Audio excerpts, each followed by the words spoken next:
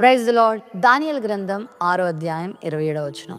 ఆయన విడిపించువాడును రక్షించువాడునై ఉండి పరమందును భూమి మీదను సూచక క్రియలను ఆశ్చర్యకార్యములను చేయవాడు. ఆయనే సింహముల నోట నుండి ఈ దానియేలును రక్షించెను. దర్యావేషు అనేటువంటి చక్రవర్తి పలుకుతున్న మాటలివి.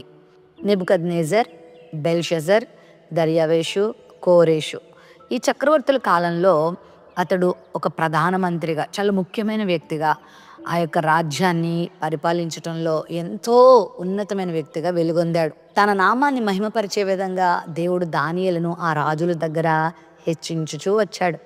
మరి వారు కలలు కన్నప్పుడు దానియేలు వారికి అర్థాలు చెప్తూ, కలభావాలు చెప్తూ దేవుని గొప్పతనాన్ని చాటి చెప్పాడు. అంత మాత్రమే కాదు, దర్యావేషు కాలంలో మరి కొంతమంది కుట్ర పన్ని దానియేలు సింహాల గుహలో వేసినప్పుడు దర్యావేషుకి రాత్రి నిద్ర పట్టలేదు.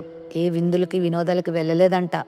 దానియేలుని ఎంతో ప్రేమించి దానియేలు యొక్క మరణాన్ని ఏమాత్రం ఇష్టపడక దానియేలు బ్రతకాలని కోరుకున్నాడు. ఆ గుహ దగ్గరకు వచ్చి, జీవం గల దేవుని సేవకుడైన దానియేలు, నువ్వు నిత్యము సేవించుచున్న నీ దేవుడు నిన్ను రక్షించాడా అని ప్రశ్నిస్తాడు.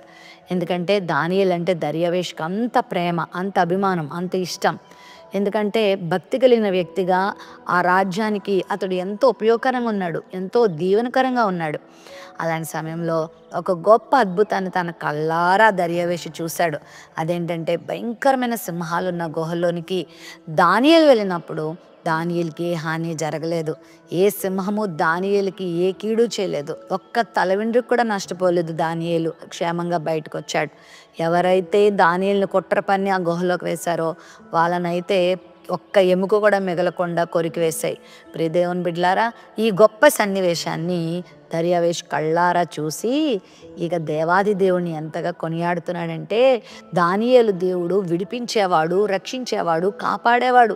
ఆయన రాజ్యం శాశ్వత రాజ్యం, ఆయన ఆధిపత్యం శాశ్వత కాలం ఉంటుంది.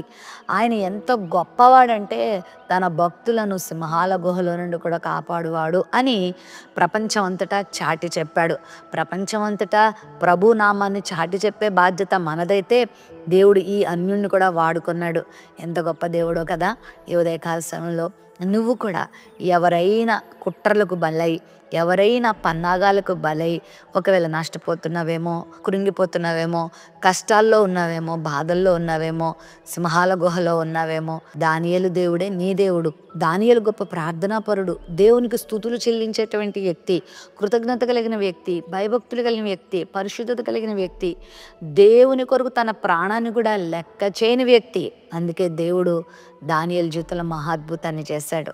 సింహాల నోళ్లను మూయించాడు. ఒకవేళ సింహాల లాంటి మనుషుల మధ్యలో నువ్వు పడున్నావేమో, క్రూరమైన మూర్ఖమైన మనుషులు నిన్ను బాధలు పెడుతున్నారేమో, కృంగిపోవద్దు, భయపడద్దు. దానియేలు వలె ప్రభు వైపు చూడు. గొప్ప కార్యాన్ని నువ్వు చూస్తావు. నీవు చెప్పకపోయినా నీ జీవితంలో జరిగిన కార్యాలని దేవుడు అన్యుల ద్వారా లోకానికి చెప్పిస్తాడు. అంత గొప్ప దేవుడు మన దేవుడు. దేవుని మీద ఆనుకుందామా? దానియేలు వలె భయభక్తులతో జీవించి దేవుని మీద ఆధారపడి గొప్ప కార్యాలు పొందుకుందాం. ప్రేమ నమ్మకం కలిగిన మా తండ్రి, నువ్వు రక్షించే దేవుడు అయినావు, విడిపించే దేవుడు అయినావు. నీ వంటి వాడు లేడు ప్రభువా. మరి నీ బిడ్డలకి గొప్ప ఆదరణ, ఆశీర్వాదం, విడుదల, విజయం అన్ని విషయాల్లో దయచేయమని యేసు నామమున అడుగుచున్నాం తండ్రి. ఆమెన్.